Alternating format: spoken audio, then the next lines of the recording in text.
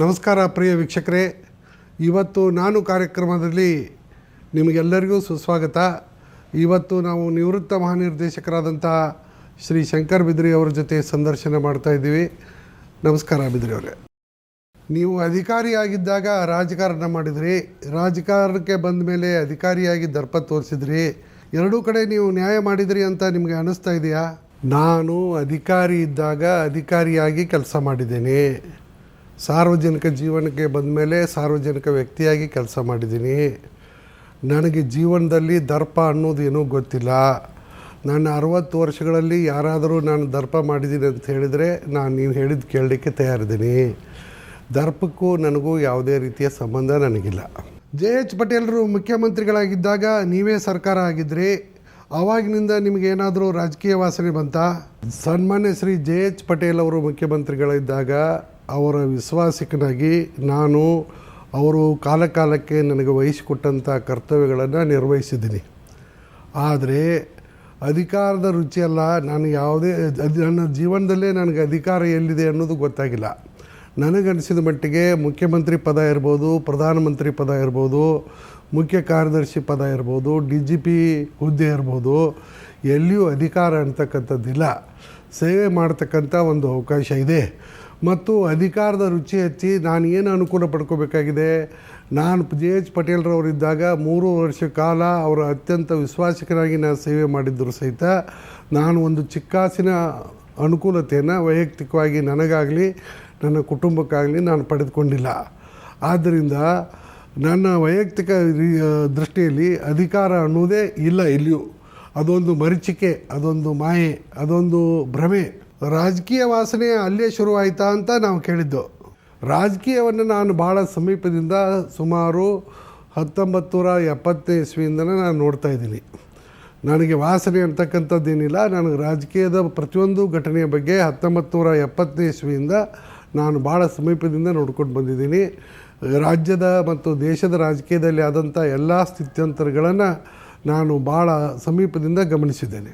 ಬಿದ್ರಿಯವರಿಗೆ ಅಹಂಕಾರ ಜಾಸ್ತಿ, ಅಧಿಕಾರದ ದಾಹ ಜಾಸ್ತಿ. ಅದಕ್ಕಾಗಿ ಅವ್ರ ರಾಜಕೀಯದಲ್ಲಿ ಯಶಸ್ವಿ ಆಗಲಿಲ್ಲ. ನಿಜನಾ? ಅಹಂಕಾರ ಅಂತಕ್ಕಂಥದ್ದು ಮನುಷ್ಯನ ಒಂದು ಗುಣ. ನನಗೆ ಈ 60 ವರ್ಷದಲ್ಲಿ ನಾನು ಯಾರೂ ಅಹಂಕಾರಿ ಅಂತಂದಿಲ್ಲ. ನಾನು 60 ವರ್ಷದಲ್ಲಿ ಹಲವಾರು ಹುದ್ದೆಗಳಲ್ಲಿ ರಾಜ್ಯಾದ್ಯಂತ ಕೆಲಸ ಮಾಡಿದ್ದೀನಿ. ಪ್ರತಿಯೊಬ್ಬರ ಜೊತೆ ಅತ್ಯಂತ ಸೌಜನ್ಯದಿಂದ ಗೌರವದಿಂದ ನಡ್ಕೊಂಡಿದ್ದೀನಿ. ಮತ್ತು ನಾನು ಅಹಂಕಾರ ಪಟ್ಟು ಕೆಲಸ ಮಾಡಲಿಕ್ಕೆ ಯಾವುದೇ ಒಂದು ಕಾರಣಗಳಿಲ್ಲ. ಅಹಂಕಾರಕ್ಕೂ ನನಗೂ ಅಜಗಜಾಂತರ. ನೀವು ರಾಜಕೀಯವಾಗಿ ಯಶಸ್ವಿ ಆಗದೇ ಇರಲಿಕ್ಕೆ ಕಾರಣ ಏನು? ನಾನು ಆದರ್ಶಗಳ ಬೆನ್ನು ಹತ್ತಿ ಹೋದೆ.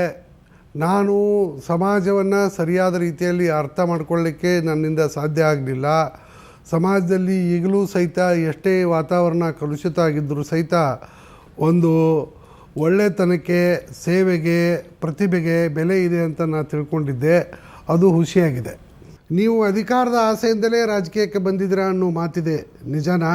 ನಾನು ಅಧಿಕಾರನೇ ಈ ಭೂಲೋಕದಲ್ಲಿ ಯಾವುದೇ ಹುದ್ದೆಯಲ್ಲಿ ಇಲ್ಲ ಅಂದಮೇಲೆ ಅದರ ಆಸೆ ಪಡೋ ಪ್ರಶ್ನೆಯಲ್ಲಿ ಬರ್ತದೆ? ಬರೋದಿಲ್ಲ.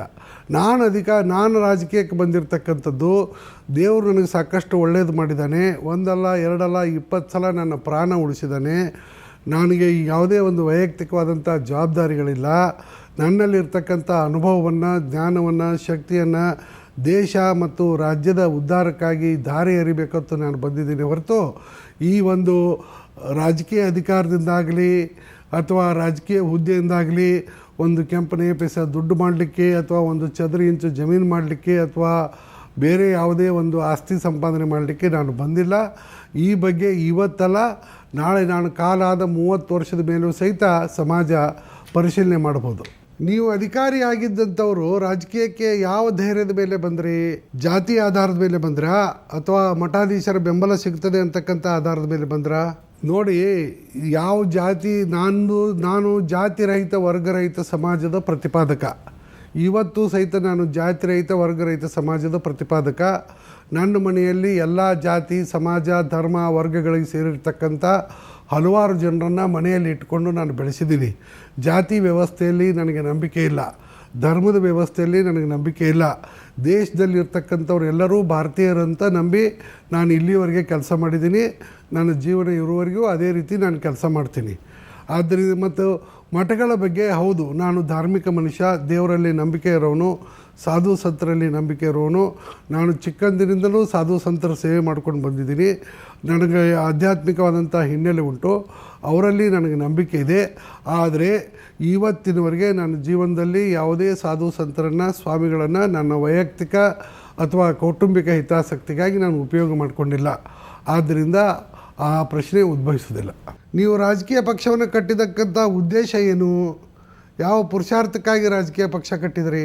ನಾನು ಈಗಿರ್ತಕ್ಕಂಥ ರಾಜಕೀಯ ಪಕ್ಷಗಳಿಗಿಂತ ಅಲ್ಲಿ ಸಂಪೂರ್ಣವಾದಂಥ ಒಂದು ಸ್ವಚ್ಛವಾದಂಥ ರಾಜಕೀಯ ಪಕ್ಷವನ್ನು ಕಟ್ಟಬೇಕಂತ ಮಾಡಿದೆ. ಆದರೆ ನಾನು ಪಕ್ಷವನ್ನು ಪ್ರಾರಂಭ ಮಾಡಿರ್ತಕ್ಕಂಥ ವೇಳೆ ಸೂಕ್ತವಾಗಿರಲಿಲ್ಲ. ನಾನು ಯಾವ ರೀತಿ ಆಯಿತಂದರೆ, ಒಂದು ದೊಡ್ಡ ಮಹಾಪೂರದಲ್ಲಿರ್ತಕ್ಕಂಥ ಒಂದು ನದಿಯಲ್ಲಿ, ಆ ನದಿಯಲ್ಲಿ ರೆಗ್ಯುಲರ್ ಆಗಿ ಬೋಟ್ಗಳು ಓಡಾಡ್ತಾ ಇದ್ದ ಸಮಯದಲ್ಲಿ ನಾನು ಒಂದು ಹೊಸ ತೆಪ್ಪವನ್ನು ತೆಗೆದುಕೊಂಡು ನದಿ ದಾಟತಕ್ಕಂಥ ಪ್ರಯತ್ನ ಮಾಡಿದೆ. ಅದರಿಂದಾಗಿ ನಾನು ಯಶಸ್ವಿಯಾಗಿಲ್ಲ. ಅರಸು, ಹೆಗಡೆ, ಬಂಗಾರಪ್ಪ ಇವರೆಲ್ಲರೂ ಹೊಸ ಪಕ್ಷ ಕಟ್ಟಲಿಕ್ಕೆ ಹೋಗಿ ಪೂರ್ತಿಯಾಗಿ ವಿಫಲರಾಗಿದ್ದರು. ಆದರೂ ಸಹಿತ ನೀವು ಹೊಸ ಪಕ್ಷ ಕಟ್ಟಿದ್ರಿ. ಈ ಒಂದು ಆತ್ಮವಿಶ್ವಾಸಕ್ಕೆ ಅಥವಾ ಹುಚ್ಚುತನಕ್ಕೆ ಕಾರಣ ಏನು? ನಾನು ಸ್ವಲ್ಪ ಆತ್ಮವಿಶ್ವಾಸಿ ಮನುಷ್ಯ. ನಾನು ಯಾವುದೂ ಜಗತ್ತಿನಲ್ಲಿ ಅಸಾಧ್ಯ ಅಂತ ನಂಬಿದವನಲ್ಲ. ಈ ವಿಷಯದಲ್ಲಿಯೂ ನಾನು ನಂಬಿರಲಿಲ್ಲ. ಆದರೆ ಏನಾಯಿತು ಅಂತಂದರೆ, ನಾನು ಯಶಸ್ವಿ ಆಗ್ತಿದ್ದೆ. ಬಟ್ ಏನಾಯಿತು ಅಂದರೆ, ನಾನು 6 ವರ್ಷಗಳಿಂದ ಯಾವ ವಿಚಾರಧಾರೆಯನ್ನು ಪ್ರತಿಪಾದನೆ ಮಾಡ್ತಾಯಿದ್ದೆ, ನೂರಾರು ಸಾವಿರಾರು ಸಮಾರಂಭಗಳಲ್ಲಿ ಆ ವಿಚಾರಧಾರೆಯನ್ನು ಜನರಿಗೆ ಹೇಳಿದ್ದೆ. ಅದೇ ವಿಚಾರಧಾರೆಯನ್ನಿರ್ತಕ್ಕಂಥ ಒಂದು ಸಂಘಟಿತ ಪಕ್ಷಕ್ಕೆ ಸೇರಿದ ಒಬ್ಬ ಮಹಾನ್ ನಾಯಕ ದೇಶದಲ್ಲಿ ಬಂದು ಅದೇ ವಿಚಾರಧಾರೆಯನ್ನು ದೇಶಾದ್ಯಂತ ಪ್ರಸಾರ ಮಾಡಿದ್ದರಿಂದ ನನ್ನ ವಿಚಾರಧಾರೆಗೆ ಬೆಲೆ ಇಲ್ಲದಂಗೆ ಆಯಿತು. ಯಾಕಂದರೆ ನನಗೆ ಸಂಘಟನೆ ಇರಲಿಲ್ಲ, ಅಲ್ಲಿ ಸಂಘಟನೆ ಇತ್ತು ಮತ್ತು ಅದೇ ವಿಚಾರಧಾರೆಯನ್ನು ಅವರು ಭಾಳ ಬಲವಾಗಿ ಪ್ರತಿಪಾದನೆ ಮಾಡಿದರು. ಅದೇ ಒಂದು ಕಾರಣಕ್ಕೆ ನಾನು ಪಕ್ಷವನ್ನು ಕಟ್ಟಲಿಕ್ಕೆ ಆಗಲಿಲ್ಲ. ಮತ್ತು ನನ್ನದೇ ಆದಂಥ ವಿಚಾರಧಾರೆಯನ್ನು ಜಾರಿಗೆ ತರ್ತಕ್ಕಂಥ ನಾಯಕನ ಕೈಯಲ್ಲಿ ದೇಶದ ಚುಕ್ಕಾಣಿ ಸಿಕ್ಕಾಗ ನಾನು ಬೇರೆ ಪಕ್ಷ ಮಾಡಿ ಪ್ರಯೋಜನ ಇಲ್ಲ ಅಂತ ತಿಳ್ಕೊಂಡು, ಯಾಕೆಂದರೆ ನನ್ನದೇ ವಿಚಾರಧಾರೆಯನ್ನು ಜಾರಿಗೆ ತರಲಿಕ್ಕೆ ಪ್ರಯತ್ನ ಮಾಡ್ತಾ ಇರ್ತಕ್ಕಂಥ ಸಂಘಟನೆಯನ್ನು ನಾನು ಇವತ್ತು ಸೇರಿಕೊಂಡಿದ್ದೀನಿ. ನೀವು ರಾಜಕೀಯವನ್ನು ಭಾಳ ದಿನಗಳ ಕಾಲ ಸಮೀಪದಿಂದ ನೋಡಿರ್ತಕ್ಕಂಥವ್ರು.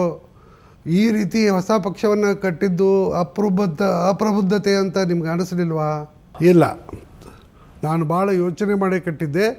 ಆದರೆ ಪರಿಸ್ಥಿತಿ ಇಂದ ನಾನು ಯಶಸ್ವಿ ಆಗಲಿಲ್ಲ. ರಾಜಕೀಯಕ್ಕೆ ಬಂದು ನೀವು 2 ವರ್ಷ ಆಯಿತು, ಆದರೂ ಎಲ್ಲ ಪಕ್ಷಗಳಿಗೆ ಹೋಗಿ ಬಂದ್ರಿ. ಯಾಕೆ? ನಾವು ಯಾವ ಪಕ್ಷಕ್ಕೂ ಹೋಗಿಲ್ಲ. ಒಂದೇ ಒಂದು ಪಕ್ಷಕ್ಕೆ ನಾವು ಹೋಗಿದ್ದು, ಕಾಂಗ್ರೆಸ್ಗೆ. ಅಲ್ಲಿ ನಾನು ಎಲ್ಲವೂ ಸಂಪೂರ್ಣವಾಗಿ ಸರಿಯಾಗಿದೆ ಅಂತ ನಾನೇನು ನಂಬಿ ಹೋಗಿರಲಿಲ್ಲ. ಅಲ್ಲಿ ಸಾಕಷ್ಟು ದೋಷಗಳಿದಾವಂತೆ ಗೊತ್ತಾಯಿತು. ಬಟ್ ಅಲ್ಲಿ ಭಾಳ ಒಂದು ತಪ್ಪುಗಳಾಗ್ತಾಯಿದ್ದಾವೆ ಮತ್ತು ವೈಯಕ್ತಿಕವಾಗಿ ನನ್ನ ಬಗ್ಗೆ ಭಾಳ ಆತಂಕ ಭಾಳ ಜನಕ್ಕೆ ಆಗಿದೆ ಅಂತ ಮಾಡಿ ನನಗೆ ಕಂಡು ಬಂದದ್ರಿಂದ ನಾನು ಅವ್ರ ಜೊತೆ ಕಿತ್ತಾಡ್ಕೊಂಡಿರೋಕ್ಕಿಂತ ಬೇಡ ಅಂಥೇಳಿ ನಾನು ಬಿಟ್ಟು ಬಂದಿದ್ದೀನಿ. ನಾನು ಕಾಂಗ್ರೆಸ್ ಪಕ್ಷದ್ದಾಗಲಿ, ಕಾಂಗ್ರೆಸ್ ಪಕ್ಷದ ಯಾವುದೇ ಮುಖಂಡರದಾಗಲಿ, ಸದಸ್ಯರದಾಗಲಿ ಒಂದು ನಯ ಪೈಸೆ ಋಣದಲ್ಲಿ ನಾನಿಲ್ಲ. ನಾನು ಸ್ವತಂತ್ರವಾಗಿ ಹೋಗಿದ್ದೀನಿ. ನನಗೆ ಸರಿ ಅನಿಸೋದಕ್ಕೆ ನಾನು ಬಿಟ್ಟು ಬಂದಿದ್ದೀನಿ. ಆಮೇಲೆ ನಾನು ಸೇರಿರ್ತಕ್ಕಂಥದ್ದು ಸಮಾಜವಾದಿ ಪಕ್ಷ. ಅದು ಕರ್ನಾಟಕದಲ್ಲಿ 0 ಇತ್ತು, ಶೂನ್ಯ ಇತ್ತು. ಅದನ್ನು ಕಟ್ಟಲಿಕ್ಕೆ ನಾನು ಪ್ರಯತ್ನ ಮಾಡಿದೆ. ಅದಕ್ಕೆ ಹಲವಾರು ಶಕ್ತಿಗಳು ಅದಕ್ಕೂ ನನ್ನನ್ನು ಅಡ್ಡ ಮಾಡಿದ್ದರಿಂದ ನನಗೆ ಪ್ರಮೋಷನ್ ಕೊಟ್ಟು ನ್ಯಾಷನಲ್ ಎಕ್ಸಿಕ್ಯೂಟಿವ್ ಕಮಿಟಿ ಮೆಂಬರ್ ಮಾಡಿದ್ರಲ್ಲಿ ಅದನ್ನು ನಾನು ಕೇಳದೆ ಮಾಡಿದ್ದರಿಂದ ನನ್ನ ಮನಸ್ಸಿಗೆ ಒಪ್ಪಲಿಲ್ಲ. ಅದಕ್ಕೆ ನಾನು ಬಿಟ್ಟು ಬಂದಿದ್ದೀನಿ. ನಾನು ನನ್ನ ಸಿದ್ಧಾಂತ, ನನ್ನ ಗುರಿಗೆ ನಾನು ಬದ್ಧನೆ ಹೊರತು ನಾನು ಯಾರದೇ ಮುಲಾಜಿಗಾಗಿ ಜೀವನ ಮಾಡಲಿಕ್ಕೆ ತಯಾರಿಲ್ಲ. ನೀವು ಆ ರಾಜಕೀಯ ಪಕ್ಷಗಳಿಗೆ ಹೊಂದ್ಕೊಳ್ಳಿಲ್ವಾ? ಅಥವಾ ನಿಮಗೆ ಬಯಸಿದಂಥ ಅಧಿಕಾರ ಅಲ್ಲಿ ನಿಮಗೆ ಸಿಗಲಿಲ್ವಾ? ನಾವು ಯಾವ ಪಕ್ಷದಲ್ಲಿಯೂ ಯಾರನ್ನೂ ಅಧಿಕಾರ ಕೇಳಿಲ್ಲ. ಅಧಿಕಾರ ಕೇಳುವ ಪ್ರಶ್ನೆ ಉದ್ಭವಿಸುವುದಿಲ್ಲ. ಯಾಕಂದರೆ ಈಗಾಗಲೇ ನಾನು ಹೇಳಿದ್ದೀನಿ, ಜಗತ್ತಿನಲ್ಲಿ ಎಲ್ಲಿಯೂ ಅಧಿಕಾರ ಇಲ್ಲ, ಅದು ಒಂದು ಭ್ರಮೆ ಅಂತ ಹೇಳಿದ್ದೀನಿ. ಪಕ್ಷಗಳಲ್ಲಿ ನೀವು ಸೇರಿಕೊಂಡ್ರಿ, ಪಕ್ಷಗಳಲ್ಲಿ ನಿಮ್ಮನ್ನು ಕಡೆಗಣಿಸಿದ್ರು, ಅದಕ್ಕಾಗಿ ಹೊರಗೆ ಬಂದ್ರಿ. ಕಡೆಗಣಿಸಲಿಲ್ಲ, ನನಗೆ ಅಲ್ಲಿ ಸರಿ ಅನಿಸಲಿಲ್ಲ, ನಾನು ಬಿಟ್ಟು ಬಂದಿದ್ದೀನಿ. ಶಂಕರ್ ಬಿದರಿ ಅವ್ರ ಜೊತೆ ಇನ್ನೂ ಮಾತನಾಡುವುದು ಭಾಳಷ್ಟಿದೆ. ಅದಕ್ಕೂ ಮುಂಚೆ ಒಂದು ಸ್ಮಾಲ್ ಬ್ರೇಕ್. BJPಯಲ್ಲಿ ನಿಮಗೆ ಅನಿಸಿದ್ದನ್ನು ಸಾಧಿಸ್ತೀನಿ ಅಂತ